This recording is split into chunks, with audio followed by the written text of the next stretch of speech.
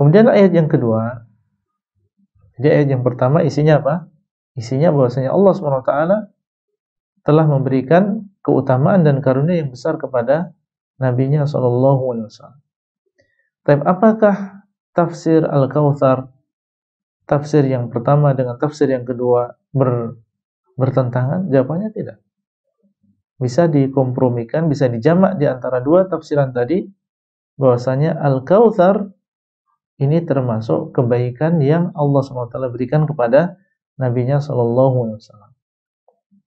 Ya, jadi Al-Kautsar yaitu sungai yang ada dalam surga, ini termasuk kebaikan yang banyak yang telah Allah SWT berikan kepada Rasulullah SAW. Jadi tidak masalah mau diartikan itu adalah kebaikan yang banyak dengan makna yang tadi kita sebutkan di dunia maupun di akhirat, atau diartikan sebagai sungai yang ada di dalam surga. Baik, yang jelas ini menunjukkan keutamaan dan keistimewaan dan karunia yang besar yang Allah SWT berikan kepada Nabi kita Muhammad SAW, menunjukkan tentang kedudukan beliau yang tinggi, menunjukkan tentang keutamaan beliau yang besar di sisi Allah Azza wa Jalla. Kemudian yang kedua, atau ayat yang kedua, Allah mengatakan fasholli li rabbika wanhar. Maka hendaklah engkau salat untuk Rabbmu dan menyembelihlah. Di sini Allah SWT memerintahkan kepada nabinya untuk salat lillah, yaitu ikhlas karena Allah, wanhar, dan diperintahkan untuk menyembelih. Setelah sebelumnya Allah mengingatkan beliau tentang karunia yang besar yang Allah berikan kepada beliau SAW. Diingatkan tentang karunia-Nya yang besar, kemudian setelah itu Allah menyuruh beliau untuk melakukan ibadah yang agung ini, yaitu melakukan sholat dan juga menyembelih. Dan ini menunjukkan bahwasanya bersyukur atas karunia dan juga anugerah yang Allah berikan kepada kita, para ikhwah dan juga para akhwat sekalian, bentuk syukurnya adalah dengan mentauhidkan Allah dan juga dengan beribadah kepada Allah. Ini adalah bentuk syukur kita atas karunia yang Allah berikan kepada kita. Nabi SAW diberikan karunia oleh Allah di dunia dan juga di akhirat. Disuruh apa? Fasholli li rabbika wanhar. Disuruh untuk melakukan ibadah salat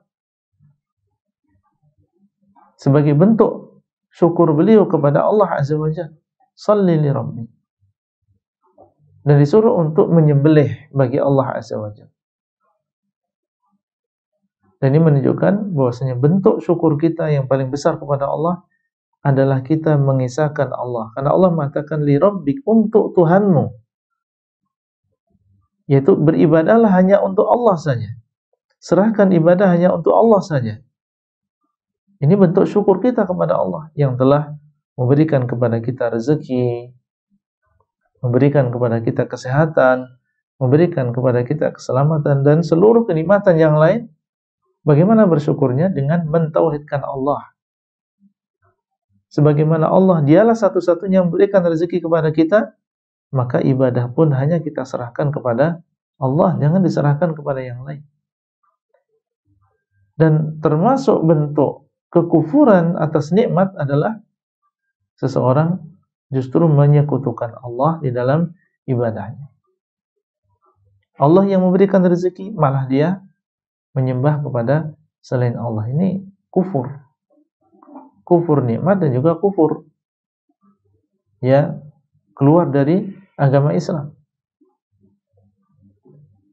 Dan beribadah kepada Allah. Inilah cara bersyukur kita, yaitu dengan memperbaiki ibadah kita kepada Allah dan mengesahkan Allah dan mengikhlaskan ibadah kita hanya untuk Allah Azza wa Jalla, sebagaimana Allah katakan di dalam ayat ini.